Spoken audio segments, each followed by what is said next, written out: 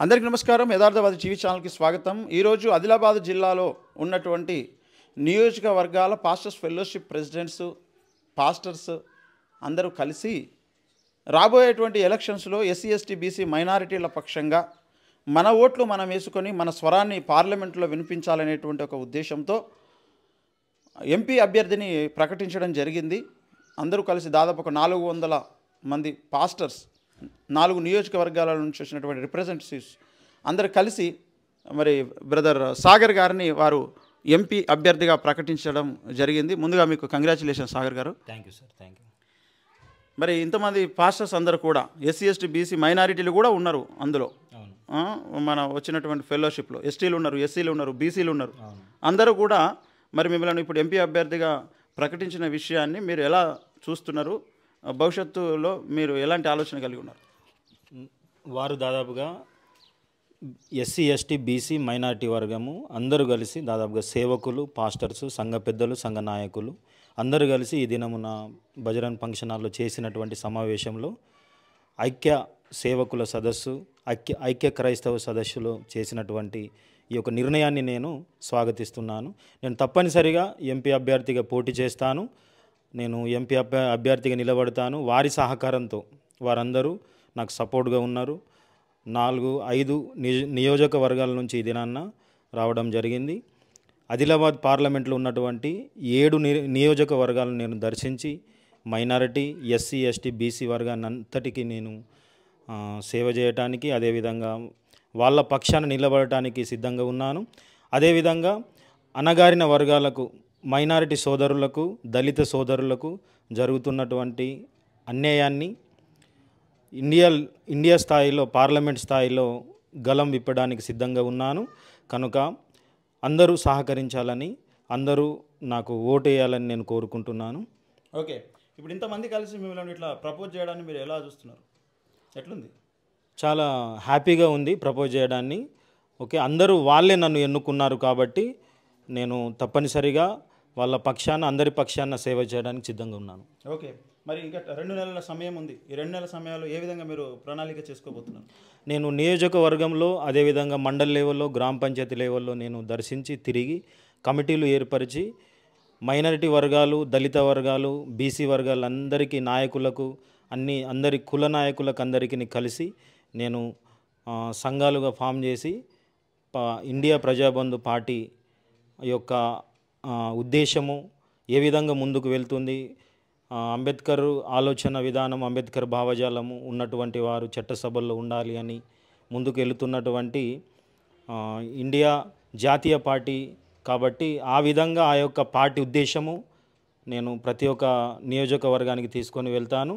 అదేవిధంగా ప్రతి ఒక్కరికి న్యాయం జరిగే విధంగా నేను పోరాడతాను. ఓకే, ఉద్దేశం చాలా సంతోషం. మరి పాస్టర్స్ మిమ్మల్ని ఎంపీ అభ్యర్థిగా వాళ్ళు ప్రకటించడం, బలపరచడం, వెంటనే ఇండియా ప్రజాబంధు పార్టీ తరపున మీకు ఎంపీ టికెట్ ఇస్తామని చెప్పడం, అవును, ఎలా చూస్తున్నారు మీరు? నేను స్వాగతిస్తున్నాను. అంత జాతీయ స్థాయి పార్టీ నాకు ఎంపీ టికెట్ ఇవ్వడం అంటే నాకు సంతోషము. నేను చాలా చిన్న వ్యక్తిని, ఒక గ్రాడ్యుయేట్ చేశాను. ఎంపీ నిలబడటానికి పార్లమెంట్ స్థాయిలో నేను గెలవకపోయినా నా పక్షంగా ఉన్నటువంటి వారు క్రైస్తవ సమాజము, అదేవిధంగా బీసీ సమాజము, ఎస్సీ దళిత సమాజం ఉంది కనుక నన్ను తప్పనిసరిగా గెలిపిస్తారని నేను నమ్ముచున్నాను. జాతీయ స్థాయి నాయకులు అద్దంకి రంజిత్ ఓపిరాయ గారు, ఇండియా ప్రజాబంధు పార్టీ వ్యవస్థాపక అధ్యక్షులు, జాతీయ అధ్యక్షులు వారు నన్ను ఎన్నుకొని నాకు పార్లమెంటు అభ్యర్థిగా ఎన్నుకోవడము సంతోషంగా ఉంది. టికెట్ ఇవ్వడానికి సంతోషిస్తున్నారు? అవును. ఓకే, మంచిది. ఇప్పుడు ఇక్కడ ఉన్నటువంటి ఇంతకుముందు బీజేపీ ఎంపీ, అవును, ఎవరైనా బాపురావు, సోయం బాపురావు. మరి పాస్టర్లకు బుల్లెట్లు దింపుతాము అని చెప్పడం జరిగింది ఆయన. అవును. ఆ విషయాన్ని మీరు ఎలా చూస్తున్నారు? ఆ విషయంలో ఇక్కడ ఏమైనా ప్రజల లోపల ఏమైనా మార్పు వచ్చిందా? ఆ మాటను చాలా మందిలో మార్పు వచ్చింది. వాళ్ళ బీజేపీ నాయకులే ఆ మాటల్ని ఖండించి ఇప్పుడు అతనికి పార్లమెంటు బీఫామ్ ఇవ్వలేదు, వేరే క్యాండిడేట్కి ఇవ్వడం జరిగింది. దేవుని యొక్క ఉగ్రత, అదేవిధంగా మైనారిటీ వర్గపు ఉగ్రత ఎందరి మీద అయితే ఆయన మతోన్మాదిగా ప్రవర్తించి ఆయన ద్వారా వచ్చినటువంటి మాటల మీద అందరూ ఖండించిన విధంగా మాట్లాడారు. వాళ్ళ కులానికి తెగినటువంటి గోండ్ నాయకులే అతన్ని ప్రక్కన పెట్టడం జరిగింది. ఓకే, మరి ఇప్పుడు మీకేమైనా వ్యతిరేకత ఇక్కడ ఉందా? ఎందుకంటే దాదాపు మీరు కూడా ఇప్పుడు ఎస్టీ సామాజిక వర్గానికి చెందినటువంటి వారు. దాదాపుగా ఈ యొక్క ఆదిలాబాద్ ఎంపీ సెగ్మెంట్లో ఎస్టీలై దాదాపు 4 లక్షల పైచిలకు ఓట్లు ఉన్నాయి, ఎస్సీలై 4,80,000 వరకు ఓట్స్ ఉన్నాయి. దాదాపు అన్నీ కూడా ఈ యొక్క సామాజిక వర్గానికి చెందినవి ఉన్నాయి కనుక అన్నీ దాదాపు పడేటువంటి అవకాశాలు కనబడతా ఉన్నాయి. తప్పనిసరిగా పడితే నేను కూడా ఆదివాసి ఎస్టీ పర్దాన్ గెడం సాగర్ నా పేరు. ఓకే, కాబట్టి నేను కూడా ఆదివాసి కాబట్టి మా ఆదివాసి నాయకులను కూడా కలుస్తాను. ఆదివాసి తండల్లో, గూడెంలో, గోండ్సు, లంబాడి, కోలాం వాళ్ళందరికీ కలవడం జరుగుతుంది. కాబట్టి మా ఓట్లే దాదాపుగా 4 లక్షల ఓట్లు ఉన్నాయి, గిరిజన ఓట్లు. నేను తప్పనిసరిగా నేను వెళ్తానని. దాదాపు గెలిచే అవకాశాలు ఉన్నాయి. అవును. ఓకే, మీరు గట్టి ప్రయత్నం చేసి త్వరలో మీరు పార్లమెంటులో గెలిచి ఆ సీట్లో మీరు ఆసీనులు కావాలని మనస్ఫూర్తిగా కోరుకుంటున్నాం Yatharthavadi TV channel. Thank you. Advance congratulation. Thank you sir. గట్టి ప్రయత్నం చేసి ఆదిలాబాద్ తెలంగాణ రాష్ట్రంలోనే ఆల్ఫాబెటికల్గా చూసిన ప్రథమ స్థానంలో ఉంది. అవును. మరి ఇంతమంది పాస్టర్స్ కలిసి ఇలా ప్రకటించడాన్ని కూడా మిగతా నియోజకవర్గాలు దేశవ్యాప్తంగా కూడా హర్షించేటువంటి ఒక గొప్ప సంగతి.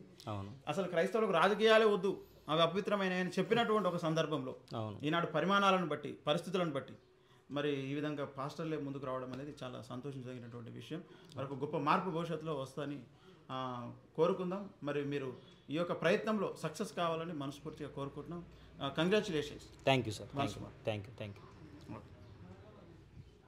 మరి ఎస్టీ సామాజిక వర్గం నుండి, పర్దాన్ సామాజిక వర్గం నుండి మరి సాగర్ గారిని ఇక్కడ ఉన్నటువంటి ఎస్సీ ఎస్టీ బీసీల మైనారిటీల పక్షంగా ఒక ఎంపీ అభ్యర్థిగా, ఒక సామాన్యుని అసామాన్యునిగా చేయాలి ఓట్ల ద్వారా అనే ఒక ఉద్దేశంతో ఇక్కడ ఉన్న ప్రజలందరూ కూడా మరి ఎన్నుకోవడం జరిగింది.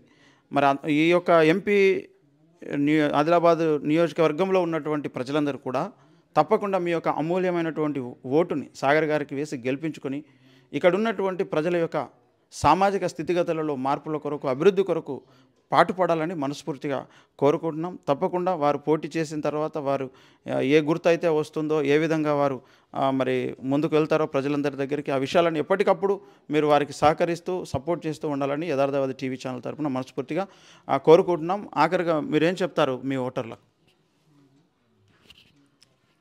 ఆదిలాబాద్ పార్లమెంటులో ఉన్నటువంటి ప్రతి ఒక్క voter, BC, SC, ST, minority ఓటర్లు అందరూ కూడా తప్పనిసరిగా నన్ను గెలిపించాలని కోరుకుంటున్నాను. నేను అందరికీ అన్ని విధాలుగా సహకరించడానికి, అన్ని విధాలుగా సేవ చేయడానికి సిద్ధంగా ఉన్నాను. అందరికీ అణగారిన వర్గాలకు, అదేవిధంగా దళిత సమాజానికి జరుగుతున్నటువంటి దాడిని, అదేవిధంగా ఈనాడు బీజేపీ పార్టీ చేస్తున్నటువంటి కుట్రను ఖండించడానికి పార్లమెంట్ స్థాయిలో నేను మాట్లాడడానికి సిద్ధంగా ఉన్నాను. దయచేసి ప్రతి ఒక్కరూ నాకు ఓటు వేయాలని మనవి చేస్తాను. ఓకే, చాలా సంతోషం.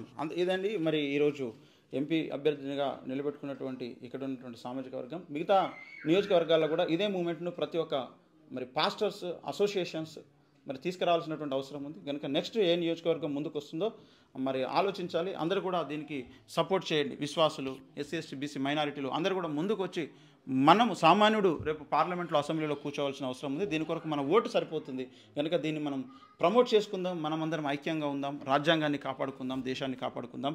అందరికీ నమస్కారములు. జై భీమ్. జై భీమ్.